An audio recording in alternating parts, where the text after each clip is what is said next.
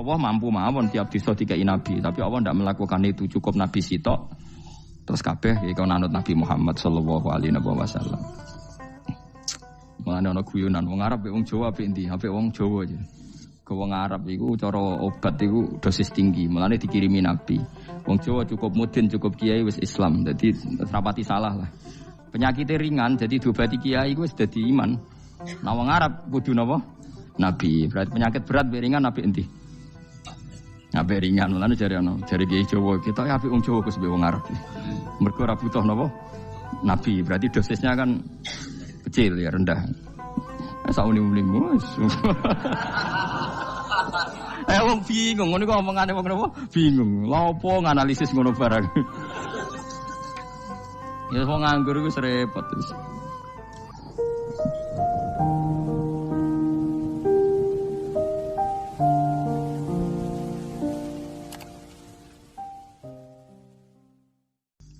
Soale batik wong Yogya, wah batik nasional berarti wong batik wong Indonesia, anak batik ra wong Indonesia. Jare batik napa? Pakaian apa? Nasional. Ya wong golek hadis nganti ngelu kesunatan ibadah nggo klambi putih. Ora ana kesunatan ibadah nggo klambi napa? Batik. Tapi nek kowe wong alim ben diarani klambi putih gak wajib, kudu kadang-kadang nganggo batik, nggo nunjukno nek nganggo putih iku. Saya tuh seingat saya belum pernah ngaji gak pakai baju putih. Karena pikiranku sudah sering ditanya, Gus kowe wong alim ora tau joban. Nah joban koyo wong Arab. Nak batik kesane kok ora sunah Rasul seneng putih, setengah-tengah nganggo hem putih wis sunah Rasul tapi tetep Indonesia. Wis tak pikir nonton. Lah rugen ra mikir nganggo batik. Tapi itu tadi saya masih husnudzon. Jika jadi tren nganggo klambi hem putih dianggap wajib, harus ada yang pakai batik untuk menunjukkan kalau ndak wajib. Lah mungkin dia termasuk begitu melok. Makome dekne iku wis nglurusno. Itu ndak tahu saya kalau. Oh itu berarti sudah tinggi, kelasnya sudah tinggi. Jadi menurut saya tengah-tengah ya pakai hem putih kalau sholat. Tengah-tengahnya adalah nak jubah terlalu Arab. Nak batik be Nabi ngendikan kesunatane ibadah itu pakai putih. Nganggo mori kok wong mati ya sudah hem, ya sudah tengah-tengah. Menurut saya, sama ndak harus ikut saya. Tapi jika itu dianggap wajib, kadang-kadang jangan pakai putih. Seperti Jabir bin Abdullah itu terang-terangan, sama tak ceritani. Dulu ketika Jabir bin Abdullah sahabat yang terkenal itu Jabir itu termasuk minas sabiqin al-awwalin itu. Jabir itu sholat di masjid itu bajunya dicopot. Terus sarongan itu dicancang di gulu. Kayak wong kuno-kuno. Sarongan sitok dicancang di gulu. Bawa baju diletakkan di soko masjid. Setelah itu orang tabiin melihat dia secara sinis. Tabiin itu generasi setelah sahabat. Marah-marah ketika dimaki, masa engkau sahabatnya Nabi sholat bisau bin wahid. Pakai baju satu dicancang bisa. Terus Jabir mulai cerita. Kamu jangan bilang pakai serban itu sunat. Kamu jangan bilang pakai jubah sunat. Bagaimanapun menjadi sunat karena kamu punya. Sehingga kamu bilang sunat karena kamu punya. Dulu kita zaman Rasulullah masih hidup. Kita semua itu tidak punya baju. Punyanya satu. Sehingga Nabi tidak berani mensunatkan pakai baju dua. Kesunatan serban. Karena kita hanya punya pakai baju satu. Kita harus mikir bagaimanapun di antara kesunatan itu karena kita mampu. Setelah tidak mampu tidak ada sunat. Terus Jabir mulai marah-marah termasuk yang diceritakan. Kalau kamu bungkus orang mati gimana? Ya tak bungkus utuh sampai sikil beda sirah ketok. Ya kan ya, nah ini yang mati dibungkus sempurna tuh. Nanti kok pepes itu ya dibungkus terus bariku lagi dibuka raine ya. Ya mus. Sing mudin-mudin rai ya. Terus Jabir cerita. Cara kowe wajib ta ora jare Jabir? Nggih wajib. Ya wajib mergo iso. Terus dia cerita, dulu Sayyid Hamzah, dulu bapak saya Abdullah, Jabir bin Abdullah. Itu saking gak adanya baju. Itu nak ditutup sirai mbek sarong, mboten kafan. Iku ketok sikile. Nak ditutup sikile ketok sirai. Akhirnya do matur Kanjeng Nabi kon nutupi sirah waj'al ala rijlihi shay'an min idkhirin. Akhirnya sing sikile ditutup suket. Saking gak anane baju. Kowe saiki Islam wis jaya kecangkeman sithik-sithik muni sunat wis dimaki-maki mbek Jabir. Wis meneng jar. Terus terakhir ngendikan ngene, aku nglakoni iki liyaronil ahmak misluk, pancen tak jarak aku salat ngene iki bento-bento kowe ben roh. Nak dhisik sejarah Islam ngene iki. Liyaroni al ahmak misluk, ahmak ku bento sing level tinggi, medium men. Itu ulama betul ya begitu. Saiki wong Islam jog tuku kurma gampang, sithik-sithik buka kurma, sunah Rasul mergo nganggo kurma. Ya perkarane ke kelar tuku, zaman kene Gunung Kidul melarat nganggo apa? Aneh-aneh iki. Makanya di fikih jelas, nek iso kurma, nek iso asal manis, nek iso asal gak nyolong titik wis. Kok cek repote hukum. Bagaimanapun kue kecangkeman muni sunan mergo mampu. Zaman kira mampu orang muni ngono padahal hukum iku wis dhisik-dhisik. Hukum itu baru apa sudah kemarin-kemarin? Wis meneng ae. Kula ge sering, ngger kula kan kiai, ngerbut poso sering sowan kathah. Kadang sing sowan luwih mlete timbang kula. Gus kurma Gus, nggo apa? Nggih sunat Gus. Ah sunah mbahmu pangan kowe. Oh kiai mbok warai ra sopan. Aku nak buka aku tegan. Aneh-aneh ya. Namun ini sunah dia ora usah kecangkeman. Lagi buka kurma pirang tahun, lebih kali tahun Gus. Umur piro? 40 Gus. 38 tahun gak anggo sunah lagi 2 tahun gegere gak karuan. Biasa saja. Dulu Nabi itu ya biasa. Nabi kalau zaman ngendikan yang ngeper sampai 4 kali. Kalau nggak mampu ini, kalau nggak mampu ini. Nabi kalau ngendikan ya gitu sampai diulang-ulang. Karena Nabi tahu tidak semua umatnya gampang mendapatkan itu. Misalnya kafaroh puasa 2 bulan nuntut. Kalau tidak bisa ngasih makan orang miskin sekian. Kalau tidak bisa gini sampai habis. Kulu ma'rufin sedekah. Kalau tidak bisa ya Rasulullah firsana satin. Sampai ludus gak usah sikit tamrotin. Kalau gak bisa fabi kalimatin thayyibah cangkem sing apik. Nak ra iso sementing aja merengut. Terakhir walau bitol kotin apa? Wajin. Itu lama mewarisi sekian kebaikan yang diajarkan Nabi. Tidak terus dipatenkan satu ngel-ngel wong akeh. Kono apa ngekek kurma khutbah bareng sumber. Wes pangan dhewe entekno. Ya ana sing sabar. Wes kula tobat Gus mun mboten ngomong-ngomong ngono ya. Ya biasa saja kalau ingin sunah-sunah biasa saja. Dawe Nabi wal qasda tabluhu. Kamu itu yang biasa saja. Biasa itu ya standar saja. Ya biasa. Jadi Nabi dulu kalau melakukan sunnah itu biasa. Sunnatun sanaha Rasulullah sallallahu alaihi wasallam. Ini sunnah yang dilakukan Nabi. Tapi di luar yang azimah. Azimah itu yang wajib atau fardhu ain itu sahabat biasa. Karena bagaimanapun kita bisa begini karena mampu. Seperti Jabir tadi, orang bisa sholat pakai serban, pakai jubah karena mampu. Zaman Nabi awal Islam. Sama lihat Bilal, ada nak belodor gitu tuh. Sama lihat film Umar atau film-film Bilal.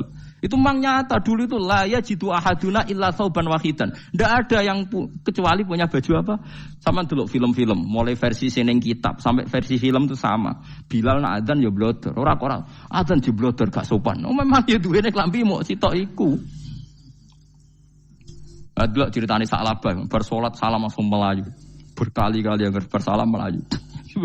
Jebule apa genta kae. Ya salah bang bersolat ora witir mlayu kenapa? Saya takoki ya Rasulullah, takoki Nabi. Salah bah kata sahabat-sahabat kowe nak salat bar mulai langsung mlayu. Ya Rasulullah, kami kula namung setunggal, istri saya di rumah aja utuh.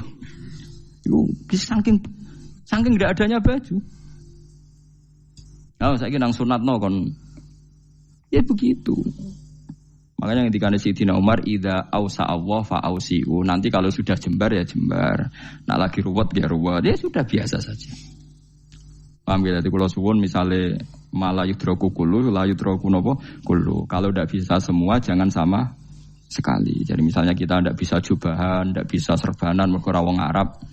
Supaya saya ndak keriting jubahan kok tonggo ya guyu. Paham ya? Wah aneh ngono. Kemudian nek ora kaji kok jubahan malah digugat wong akeh.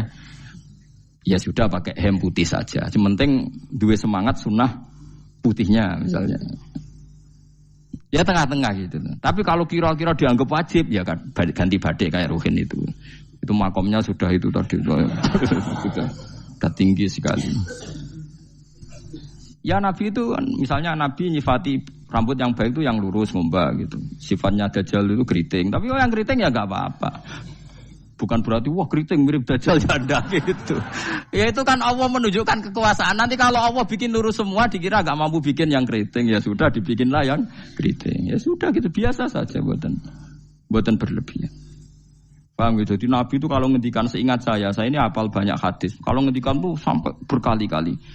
Itu tadi mulai kalau sedekah pakai ini, kalau ndak mau ini sampai mulai firsana satin sambil wedhus ijek larang. Walau bisik kita meros separone kurma. Masih kadang ndak mampu fabi kalimatin thayyibah. Enggak mampu lagi. Ya soalnya tasaddaku walau bitol qati wajin. Sedekahlah meskipun dengan ceria. Itu sirinya kenapa saya ngaji guyon. Karena paling ndak ceria itu happy. Coba kalau saya ngaji merengut, menang terus ketok nyesal. Terus sing ngaji kan mikir, Gus Bak kurang apa? Kita ngaji kok ana sing kurang. Oh, terus sing kedonya nafsir wah paling kurang sangune. Wah jadi repot. Mulane kula ngeten wis tak pikir, mang sampun tak pikir. Guyon kula mek sampean nangis mbon ndi ganjaran akeh ndi. Mergo guyon kula bi ilmen nangis sampean mikir utang. Jadi terakhir sedekah talqati wajhin, wajah yang ceria, yang happy. Kowe iki happy kan yo seneng, paling gak mikir nasibe kan. Kiai iku happy ben wis. Jajal misale kiai kok rogen sumpeng. Maca kukar-kukur, bariku angop. Bariku kukur-kukur meneh. Kan wong mikir. Wayahe tanggale bayar apa piye kredite. Waduh. Apa wayahe ditarik sepeda motor kan orang terus menafsirkan macam-macam. Sing elek sing wong alim mulai nafsiri paling tertipe ra iso. Wah, paling elek. Ya nek wong alim kan ana ukur-ukur mesti nek sing suudon kan paling macane bingung terkipe ngono. Ya macam-macam lah sesuai asumsi napa. Jadi kula suwun sama nek dadi kiai nek ra iso sedekah macamnya terakhir ceria. Mergo Nabi ngendikane terakhir tasaddaku walau bitol qoti wajhin. Bersedekahlah meskipun dengan keceriaan napa muka atau wajah. Namun kalau itu Nabi diulang-ulang. Jadi kalau ngendikan tuh diulang-ulang. Sekarang tuh orang mau mendorong sunnah Rasul itu satu. Ya berat bagi yang nggak bisa melakukan itu apa? Yang nggak bisa melakukan itu apa? Berat. Jadi dibacalah hadis itu dibaca utuh.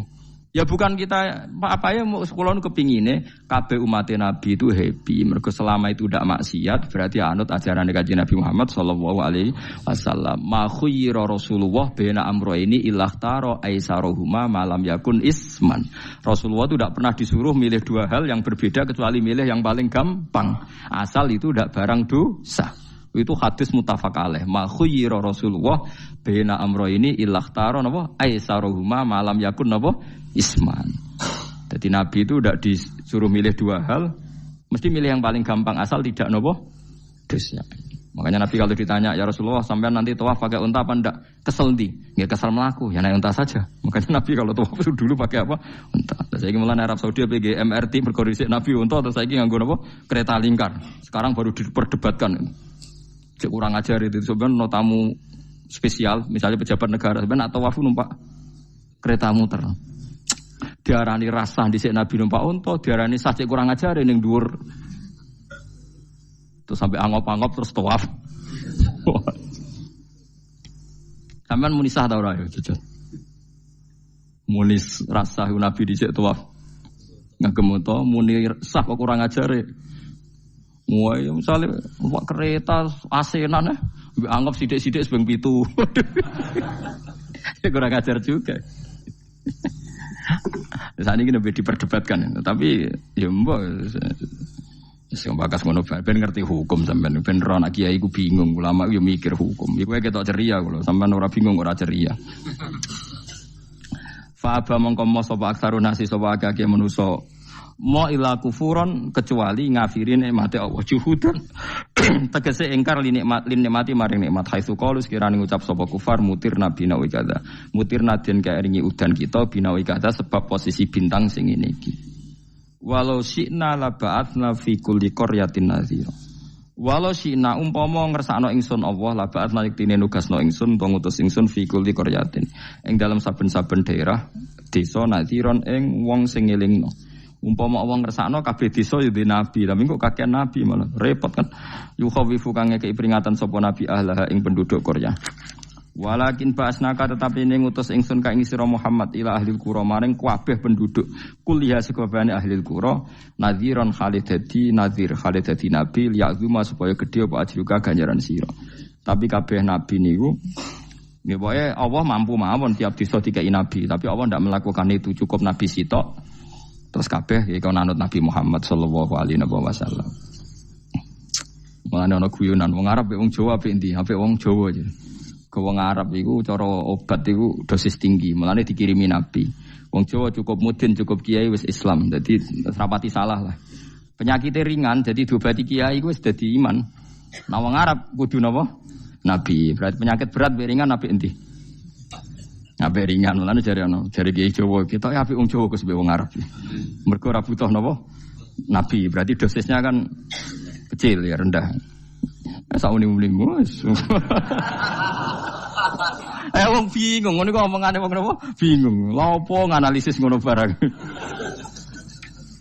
Ya wong nganggur iku repot terus.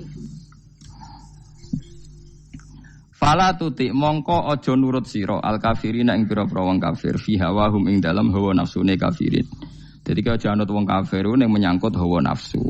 Tapi nak menyangkut kebaikan wong kafir sing kita kadang kalah baik dalam hal sosial. Ya malah Allah kadang melehno kita mergo kok kalah mbek wong kafir. Iki misale ngeten iki makanya Imam Suyuti nafsiri fala tutil kafirin ai fi hawahum. Dalam hal yang bersifat hawa napa? Misalnya begini, saya contohkan Allah melehno wong mukmin. Ada sahabat ketika perang itu tangannya terputus, kakinya juga terputus. Terus matur Rasulullah, ya Rasulullah gara-gara perang derekno engkau, saya tangannya putus, kaki saya putus. Ternyata tidak diapresiasi sama Allah, malah disalahkan. Gini kok Allah terus nurono ayat iyam saskum korhun faqad masal qoma korhum mislu. Jika Anda luka karena perang, orang kafir pun luka. Wong kafir, wong gento wae wani luka demi kekafiran, kok kue wong Islam jare demi Allah ora wani luka. Jika masyhur di kalangan para ulama, nanti setiap kebaikan itu dibandingkan kezaliman. Ya saya ulang lagi, nanti setiap kebaikan itu dibandingkan kezaliman. Misalnya kita jadi kiai ora enak, ora gaji tetap, setepak-tepakan, kadang untuk duit, kadang ora. Enak jadi PNS gajinya tetap ya. Nanti kita disalahkan Tuhan. Pedagang narkoba itu gajinya juga enggak tetap. Risikonya tinggi, ditangkap polisi, hukumannya mati, itu saja berani. Kowe nyai terima ngono rawani. Kowe tahajud kanyeben, bengi-bengi tangi tahajud kanyeben. Tukang maling ayam bengi-bengi tangi nyolong. Risikonya tinggi ya anyep wani. Jadi nanti kowe di depan Tuhan dimaki-maki, kesalahan kita akan dibandingkan kezaliman. Nek ana wong saleh diutangi dhuwit ora oleh medhit, sebenarnya dibandingno. Maling mbek maling utang-utangan, wong saleh ora utang-utangan. Ya memang begitu. Nah itu yang dimaksud ayat intakunu ta'lamuna fa innahum ya'lamuna kama ta'lamun wa tarjuna minallah ma la yarjun. Jika kamu merasa sakit karena berjuang demi agama, orang-orang zalim juga sakit karena kezalimannya. Toh mereka berani. Coba jadi kiai bandar narkoba risikonya tinggi mana coba?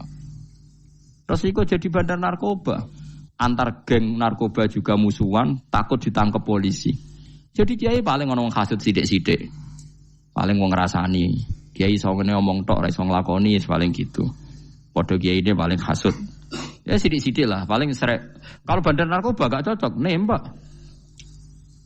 Karena rivalitas mereka ekstrim. Sehingga kalau sampean cemen jadi kiai nanti ya diingatkan Allah dibandingkan orang apa? Zalim. Jadi eling-eling ya. Terus semua kesalahan kita, loyalitas kita pada agama nanti dibandingkan orang zalim karena mereka loyal sama pekerjaannya, sama kezalimannya. Enggak terus preman-preman nak belani konco wani mati. Kadang kiai santri belani kiai ini rapati wani mati. Repot preman-preman nak tobat repot. Kulo nu rada nyesal mek tobaté preman. Nah ana preman teng perapatan tobat.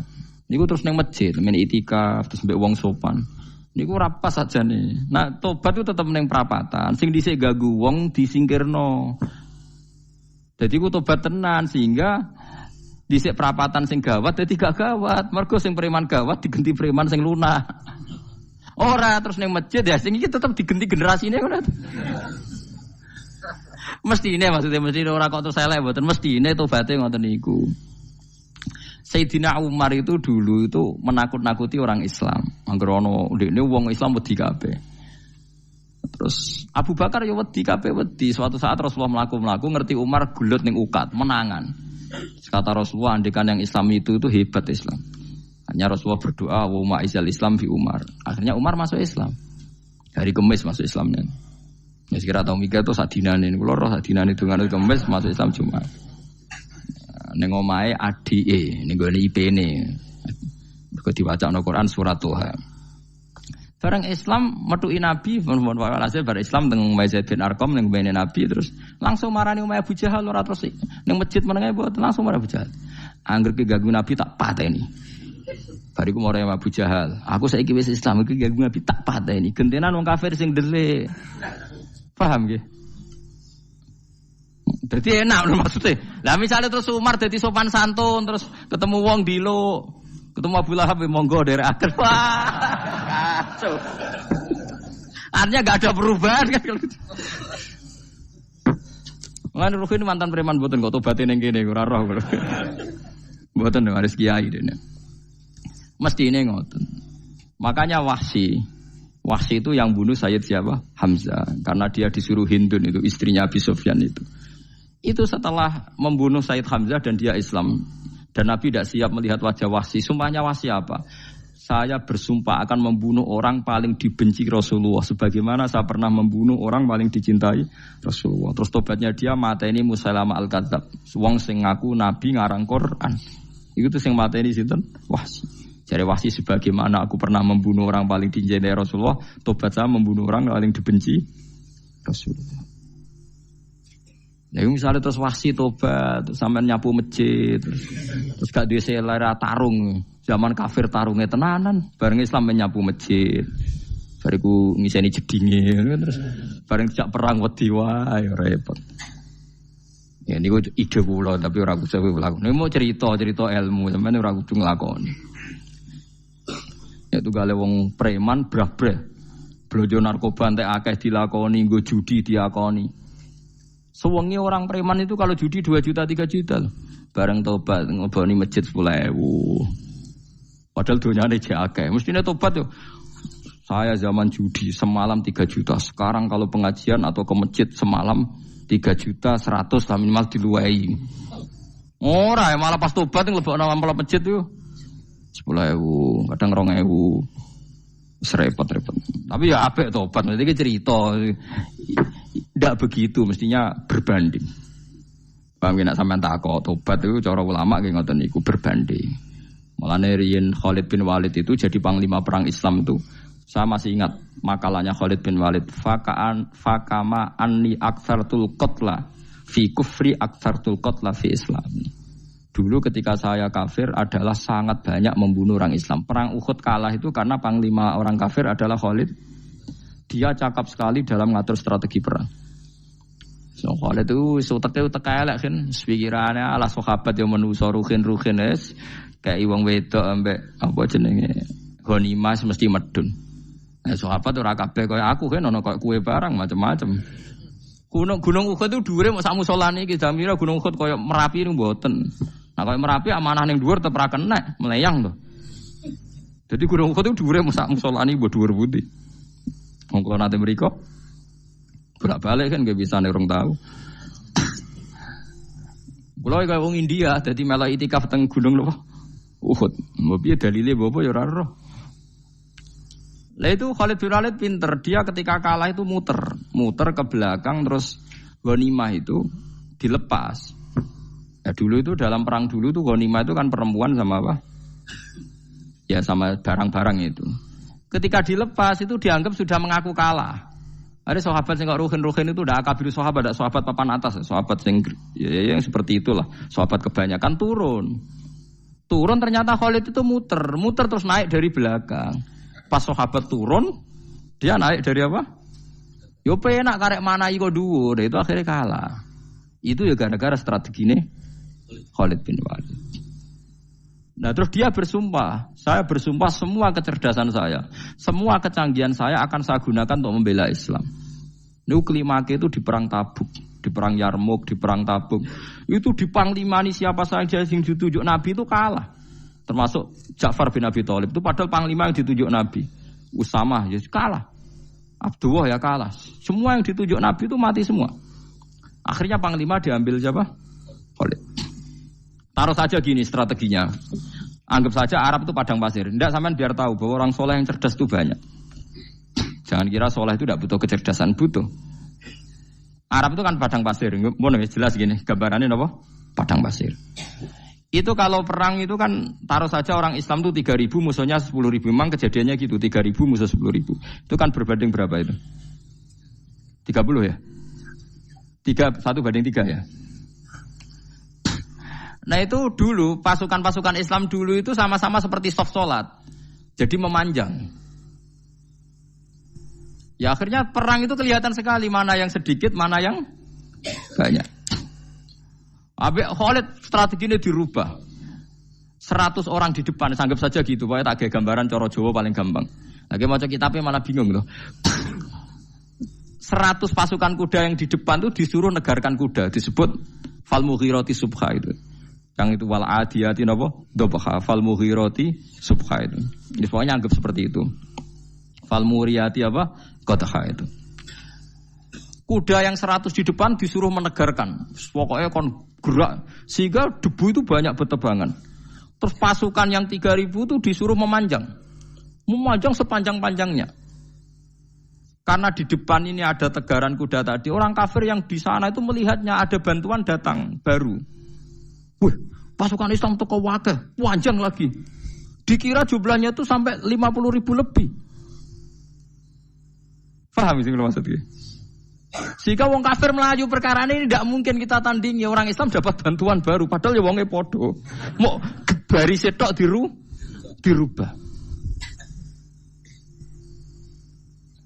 Nah misalnya sing mimpin Mustafa sembah jare mati ya sahid, ya mati kabeh wong Islam. Nah itu artinya dia masih ingat betul saya dulu pernah menggunakan kecerdasan yang sama untuk mengalahkan umat Islam. Saya bersumpah kecerdasan yang sama akan saya gunakan untuk memenangkan Islam. Lha coba bayangno to nek padang pasir 3.000 orang yang 100 di depan negarno kuda supaya pandangan tidak begitu jelas. Terus yang belakangnya memanjang dari jauh kan kelihatan pasukan dapat bantuan baru. Padahal ya orangnya sama. Akhirnya orang kafir merasa wah nggak imbang. Kita ada imbang karena orang Islam dapat bantuan. Terus menang perang itu. Lah itu tobat bener gitu loh. Orang kok pas kafir cerdas. Buareng Islam tobat nyapu masjid. Sebarigus ngaji ngantuk. Padahal zaman kafir cerdas, memperdayakan ekonomi nganti sugih bergeder. Bareng Islam terus dunia entek melarat, terus nyapu masjid, terus bariku salat qobliyah ba'diyah mulai, mbok poso sunat. Ya ndak apa-apa itu, tapi sugih tetep kok zaman kafir sugih. Zaman Islam kere, mestinya zaman Islam ya sugih, terus kecerdasan dan hartanya untuk liizatil Islam wal muslimin. Mestinya, tapi ya enggak apa-apa kalau ada tobat model gitu ya enggak apa-apa. Ojo kok terus dari Gus Pak ngene ku elek ya ora ana jenenge tobat mesti apik tapi enggak fair gitu loh. Maksud zaman nakal serius, zaman tobat sekenanya itu kan fala tuti mongko joto at sira al kafirin ing pira-pira kafir fi hawahum ing dalem selera hawa nafsune wong kafir. Wajahidhum lan merangi sira hum ing kufar. Merangi maksudnya berjuang bihi kelawan Quran. Maksudnya hujjah. Uang iku nak merangi wong kafir nganggo Quran, ndak mesti perang iku nganggo pedang. Niki jelas kita bire ke wajah itu bihi ebil Quran. Maksudnya perang nganggo Quran itu kita melatih argumentasi atau hujah yang dengan hujah itu jelas-jelas ketok bener agama napa Islam. Wajahid lan merangi sira hum ing kufar bi iklan Quran ayat Quran itu Quran jihad dan kelawan perang atau kelawan jihad kelawan berjuang kabiran kang gede. Wa ta'awwa wa alladzi zat maraja ingkang lepas sapa Allah al-bahraini ing dua laut. Arsalat sing lepas sapa ta'ala huma ing al-bahraini mutajawiraini hale berdampingan. Hadza utawi iki ku asbun iku banyu sing banget segere, banget manise, banget segere. Furatun tur enak diombe, sadidul udzubati tekse banget manise. Iki kuno nak manane mudah diminum. Wa hadza utawi iki ku milkhun iku banyu asin, ujajun tur banget paite. Sadidul muluhah tegese banget paite. Tapi wasemono sungai sing gampang diminum. Misalnya sungai Komerapi sing napa gampang diminum maksudnya mboten pahit. Ketemu laut sing banget paite meskipun banget asine. Allah hakikate gawe wajah alalan gawe sapa Allah taala bainahuma antarane banyu sing napa tawar lan banyu sing asin Allah gawe barzakhon ing pemisah hajizan tekse pemisah. Kita ndak tahu pemisahnya piye pokoke akeh sing cerita banyak di tengah laut itu air napa tawar. Layah tali itu ora campur apa hadu masalah sijine banyu asin lan banyu tawar bil akhir iklan sing liya mergo wonten apa hajiz wonten apa hajiz ana pembatas.